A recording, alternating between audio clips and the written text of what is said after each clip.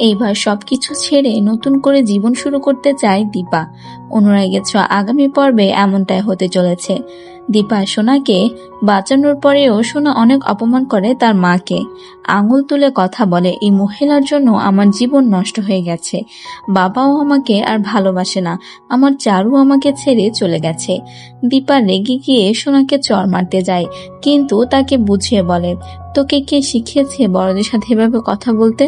আমি তোর মা, আমি তোকে জন্ম দিয়েছি, তুই সবসময় আমাকে অপমান করিস।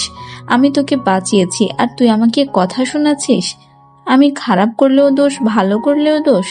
আজকে তোর জন্য কতগুলো মানুষ বিপদে পড়ে যাচ্ছিল, তুই কি এগুলো কখনো একটু ভাবিস না? তুই সবসময় আমাকে দোষারোপ করিস। আমি চাই তুই ভালো থাক। আমি তোদের জীবনে ফেরত আসতে চাইনি। আমি এখানে এসেছিলাম আমার নিজের জন্য।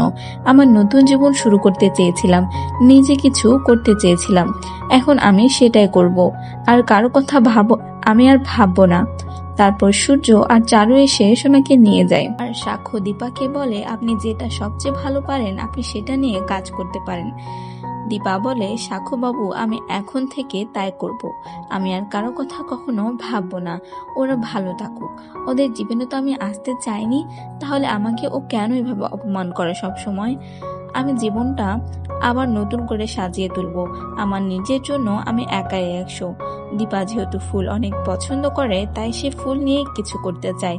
আর হ্যাঁ বন্ধুরা, এভাবেই দীপা তার নতুন জীবনের শুরুটা করতে চায় এবং লড়াই করতে চায়।